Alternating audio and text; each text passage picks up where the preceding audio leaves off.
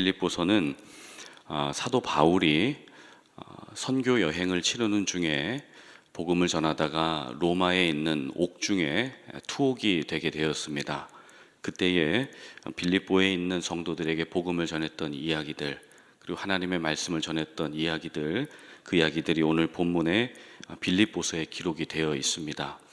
여러분 아시듯이 빌립보 지역은 사도 바울을 통해서 복음이 흘러 들어갔던, 그래서 구라파의 유럽 지역의 최초의 복음으로서 교회가 세워졌던 복음의 전초기지 역할을 감당했던 교회가 바로 빌립보 교회이죠.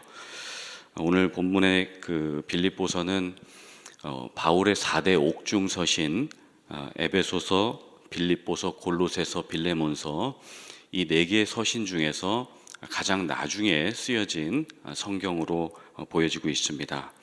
특별히 빌립보서는 바울이 옥중에 기록을 했다라고 보기 어려울 정도로 예수 그리스도에 대한 마음, 그리고 예수 그리스도에 대한 성품, 그가 하신 일에 대한 찬양과 기쁨과 감사가 기록이 되어 있는 성경이 바로 오늘 본문이 기록되어 있는 빌립보서라고 할 수가 있겠습니다. 특별히 사도 바울이 그토록 전하기 원했던 그리스도의 그 성품, 그리고 그리스도의 그 마음이 빌립보서가 총 4장으로 기록이 되어 있는데, 각 장의 주제를 보면 얼마나 그리스도의 그 마음을 전하기 원했는가라는 것을 우리가 말씀을 통해서 알 수 있습니다.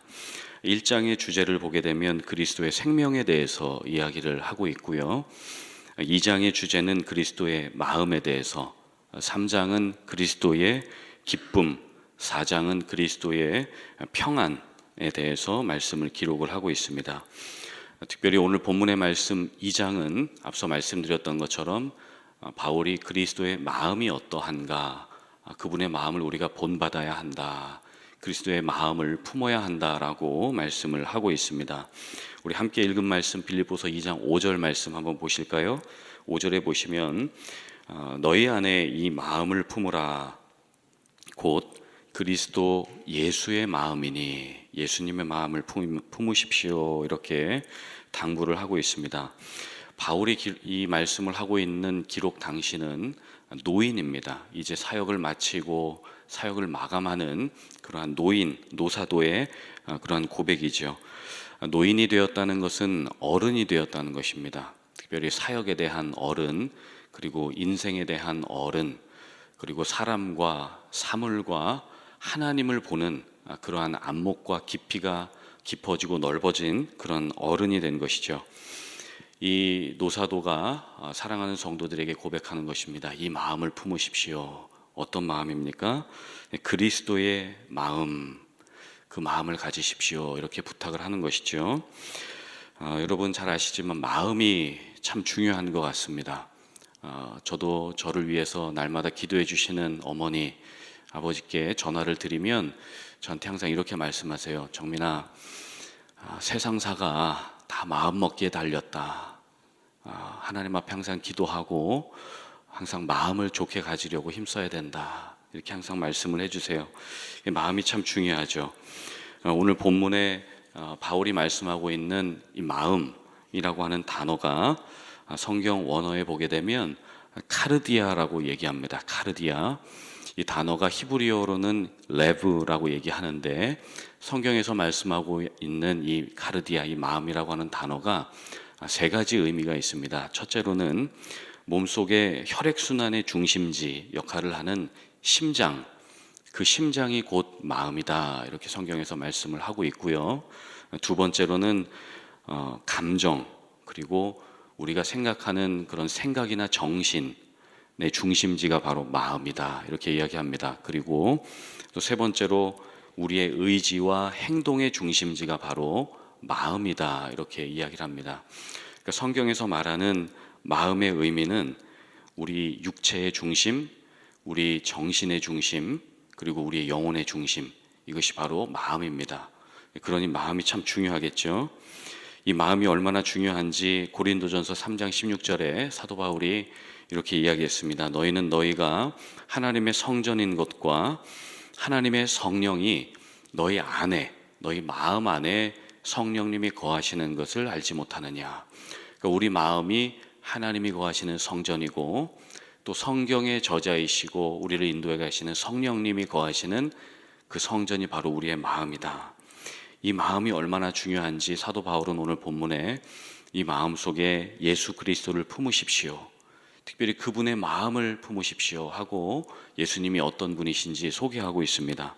함께 읽은 6절과 7절, 8절 말씀 한번 다시 보실까요? 그 예수님이 어떤 분이신가 이렇게 말씀하죠. 6절에 그는 근본, 예수님은 근본적으로 하나님의 본체이시지만 하나님과 동등됨을 취할 것으로 여기지 아니하셨고, 7절 오히려 자기를 비워 종의 형체를 가지사 사람들과 같이 되셨고 사람의 모양으로 나타나사 자기를 낮추시고 죽기까지 복종하셨으니 곧 십자가에 죽으심이라. 그래서 우리가 품어야 되는 마음이 이러한 예수님의 희생과 겸손의 마음을 우리가 품어야 된다라고 말씀을 하고 있습니다. 6절에 보시면 예수님이 근본적으로 하나님의 본체시다라고 하는 말의 의미는 예수님이 곧 하나님이시라는 말씀이죠. 그러나 예수님은 하나님의 아들로서 하나님 아버지께서 말씀하신 그 사명, 한 영혼 한 영혼을 그리스도께로 인도하는 그 사명을 이루시고자 겸손한 마음을 가지시고 십자가로 희생을 치르셨습니다. 그래서 우리와 우리 가족들, 온 열방을 구원하셨죠. 그러한 마음을 갖기를 바울이 당부하고 있는 것입니다. 특별히 겸손이 무엇일까요? 겸손을 알기 위해서 겸손의 반대가 되는 교만에 대해서 한번 생각해 볼 필요가 있는 것 같습니다. 이 세상에 죄가 들어오고 질병이 들어오고 이 땅에 저주가 들어오기 전에 그 통로가 되었던 아담과 하와의 범죄가 있었죠. 하나님 아버지의 말씀을 어기고 선악을 알게 하는 그 나무의 실과 그것을 먹으면 하나님처럼 될 것이다, 하나님처럼 된다라고 하는 그 사단의 유혹에 넘어가서 아담과 하와가 범죄하게 됩니다. 그것이 죄의 시작점이 되었죠. 그것이 바로 교만입니다. 인간은 하나님처럼 될 수 없는 피조물임에도 불구하고 하나님의 영광을 가로채려는 그 교만, 하나님처럼 높아지려는 그 마음 때문에 그것이 시작이 되어서 교만을 틈타 죄악이 이 땅 가운데 들어오게 되었습니다. 그러면 겸손은 무엇일까요? 하나님을 하나님으로 인정해 드리는 것입니다. 하나님이 나와 우리 가족을 창조하신 창조주이시구나. 하나님은 온 천지 만물을 지으신 창조주이시고 주권자이시구나. 하나님은 내 생활, 내 자녀, 내 생명, 내 모든 것을 다스리시고 인도하시는 그분이 바로 하나님이시구나. 하나님을 인정해 드리는 것이 바로 겸손이지요. 그래서 특별히 남아프리카 공화국의 성자라고 불리는 앤드류 머레이 목사님이 있습니다. 그분이 쓰신 책 겸손이라고 하는 책에 보면 우리가 겸손할 수밖에 없는 세 가지 동기를 이렇게 이야기를 합니다. 첫 번째, 우리가 겸손할 수밖에 없는 이유는 우리가 피조물이기 때문에 그렇다. 그리고 두 번째, 우리는 죄인이기 때문에 겸손할 수밖에 없고, 셋째는 우리가 거룩한 성도이기 때문에 겸손할 수밖에 없다. 이렇게 말씀을 하고 있습니다. 특별히 이 앤드류 머레이 목사님이 성경적인 근거로 이렇게 이야기하신 근거 중에 가장 깊은 이유가 있습니다. 우리가 겸손할 수밖에 없는 가장 큰 이유는 우리가 죄인이기 때문에, 우리가 구원받았기 때문에 겸손해야 합니다. 이런 어떤 율법적인, 성경적이지만 율법적인 제도권 안에 가두는 것이 아니라 오히려 하나님이 우리를 구원하신 그 은혜, 그 감사와 그 감격 때문에 우리는 감사할 수밖에 없다, 겸손할 수밖에 없다, 이렇게 고백을 하고 있는 것입니다. 특별히 예수님은 이러한 그 감사, 하나님께서 아들 예수를 통해서 이 땅을 구원해 주신 그 은혜에 감격하면서 겸손한 마음으로 우리에게 이러한 겸손의 행동을 보여주셨죠. 7절과 8절 말씀 한번 같이 보실까요? 예수님께서 우리에게 베풀어 주시는 그 은혜의 모습, 그 겸손의 모습이 7절과 8절에 있습니다.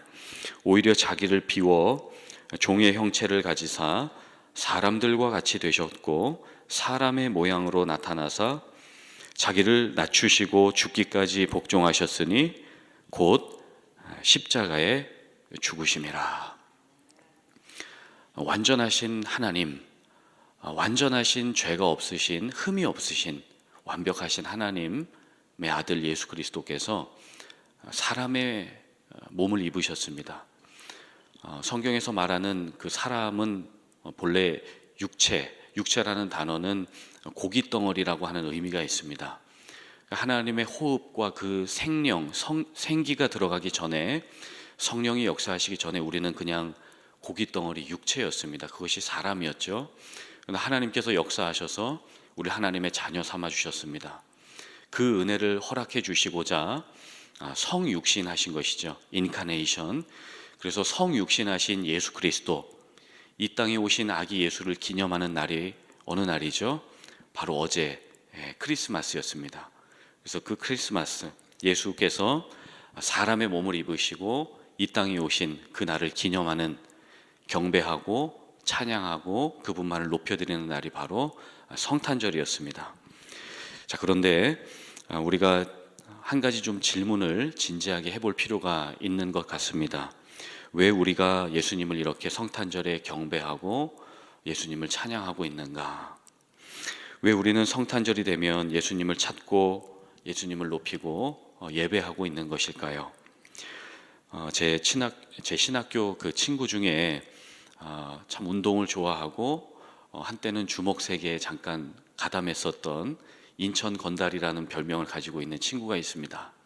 그 친구가 겉으로는 이렇게 좀 우락부락해 보이는데 신앙은 참 깊은 친구예요. 근데 이 친구가 성탄절에 어느 날 저에게 이런 질문을 했습니다.